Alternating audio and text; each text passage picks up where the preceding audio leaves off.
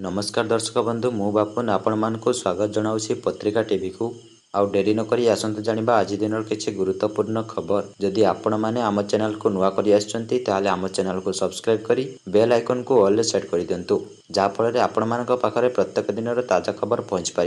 एवं चलतु खबर उपर नजर पकाइबा। आज प्रथम खबर मार्च 1 रु बदल भारतीय रेलवेर नियम एने रेल मंत्रालय देछि बड़ सूचना। वरिष्ठ अधिकारी माने स्पष्ट करिसेंति जे मार्च 1 2025 ठारू रेल यात्रा नियम रे कौनसी परिवर्तन हेबो नाही। पूर्वरु प्रचलित नियम गुड़िक जारी रहिबो। यात्रीक सुविधा पई रेलबाई एही नियम गुड़िक पुणी थरे स्पष्ट करिछि। रेल मंत्रालयर वरिष्ठ अधिकारी माने कहिसेंति जे 1 मार्च रु रेल यात्रा नियम रे परिवर्तन हेबाकु जाउथिबा एही खबर भ्रामक। समस्त नियम पूर्वपरि समान रहिबो। से कहिसेंति जे केवल काउंटर टिकेट थिबा यात्री माने जनरल कोच रे यात्रा करि परिबे। ऑनलाइन रे वेटिंग टिकेट थिबा यात्री मानकु साधारण कोच रे मध्य यात्रा करबाकू अनुमति दिया जिवो नाही। ट्रेन छाड़िबार अध घंटा पूर्वरु अकाउंट रे वेटिंग टिकेट रे टंका फेरस्त करा जाय परिबो। रेल यात्री माने यात्रार 60 दिन पूर्वरु आरक्षण करि परिबे। एही नियम गत वर्ष लागू करा जायतिला जहा द्वारा निश्चित टिकेट पाइबा सहज होइछि। पूर्वरु टिकेट बुकिंग 120 दिन पूर्वरु करा जाउथिला किंतु प्राय 25% यात्री सेमानक यात्रा बातिल करुथिले। यात्रीक सुविधा पाई रेलबाईर पदक्षेप रेलबाई विद्यमान नियम रे कौनसी परिवर्तन करूनाही किंतु यात्रीक सुविधा पाई आवश्यक नमनीयता प्रयोग करुछि। जदि आपण यात्रा समय रे कौनसी समस्यार सम्मुखीन हुअंती तेबे आपण रेल अधिकारी सहित जोगाजोग करि परिबे। परवर्ती खबर नुआ राशन कार्ड पाई कालीठू खोलिछि पोर्टाल बाद पड़िथिबा हिताधिकारी करि परिबे आवेदन। शुक्रवार खाद्य जोगाण मंत्री कृष्णचंद्र पात्र संबलपुर गस्त समय रे समीक्षा बैठक रे एही सूचना दैछंती। मार्च 31 तारिख रेशन कार्ड ई-केवाईसी रो शेष तारिख होइतिबा बेले धार्य तारिख सुधा समस्त कार्य शेष होइजिवो। 24 वर्ष काल सरकार थिबा समय रे ही भूत राशन कार्ड गुड़िक होइछि एवं वर्तमान सेगुड़िक ई-केवाईसी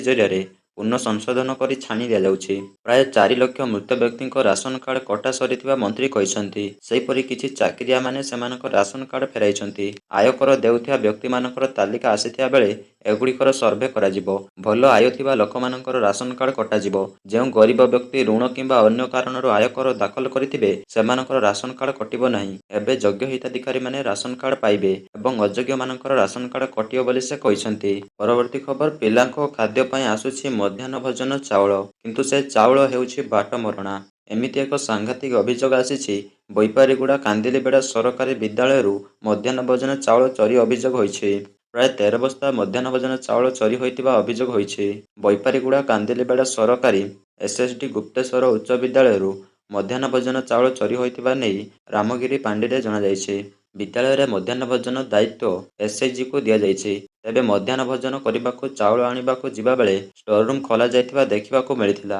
प्राय 13 बस्ता चाउल कम थिबा जानी तुरंत उक्त विद्यालयर प्रधान शिक्षकଙ୍କୁ जणाइथिले। एने पांठीरे अभियोग हेबा परे रामगिरी पांठी पुलिस घटनास्थल रे पहुंची तदंत आरंभ करिछि। परवर्ती खबर विकास पई योजना हेउछि किंतु बजेट काहेकि खर्च हेउ नै। डबल इंजिन सरकार रे 2 गुणा विकासर आशा बांधिथिबा ओडिशावासीଙ୍କୁ निराश करिछि नुआ सरकारଙ୍କ बजेट अर्थ खर्च।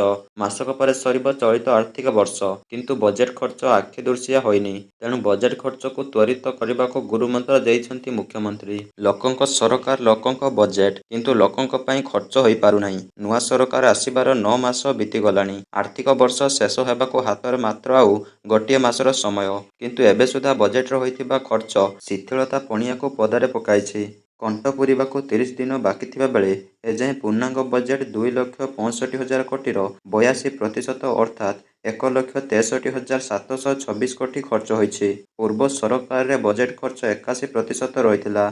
तेणु विभागकारी खर्च समीक्षा करी एप्रिल पहिला सुधा बजेट खर्च 85% को बढ़ाइबाकू निर्देश दैछंती मुख्यमंत्री। बजेट खर्चर विफलता को लुचाइबाकू जाई नुआ सरकार को यथेष्ट समय मिली नथिबा कहिसंती बीजेपी विधायक।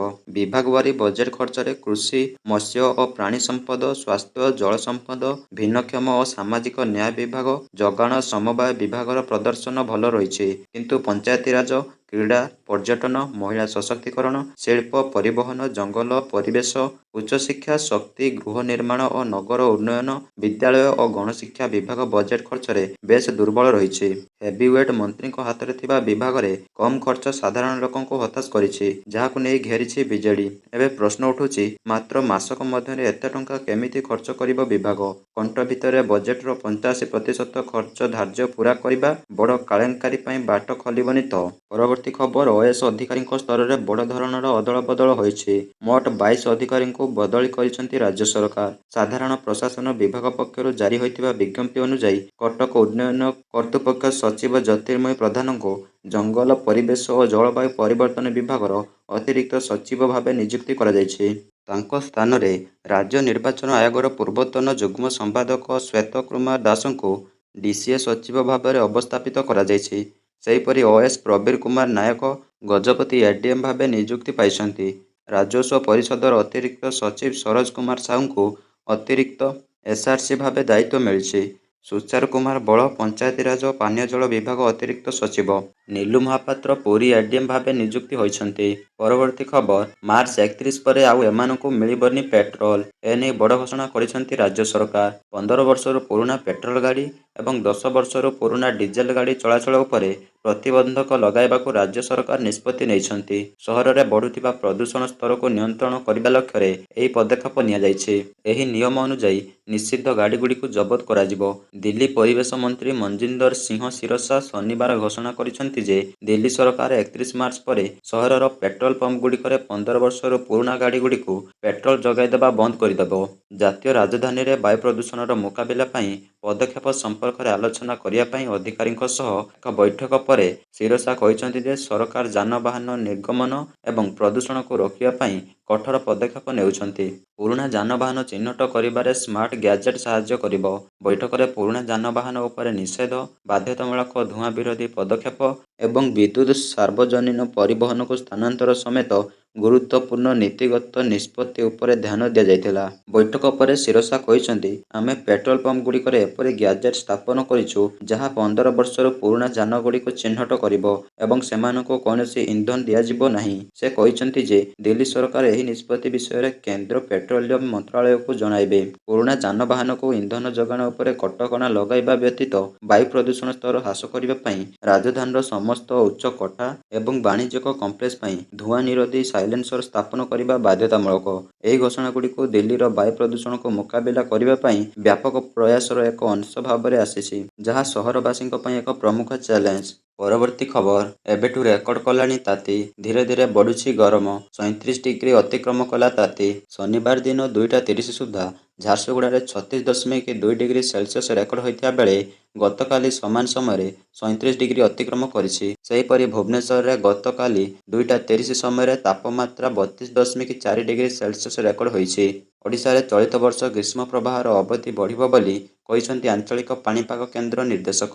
ସ୍ୱାଭାବିକଠାରୁ ଅଧିକ ତାପମାତ୍ରା ରହିବ ବୋଲି ଆକଳନ କରାଯାଇଛି। ଏହିପରି ପ୍ରତ୍ୟେକ ଦିନର ତାଜା ଖବର ଦେଖିବା ପାଇଁ ସବସ୍କ୍ରାଇବ୍ କରନ୍ତୁ ଆମର ୟୁଟ୍ୟୁବ୍ ଚ୍ୟାନେଲ ପତ୍ରିକା ଟିଭିକୁ।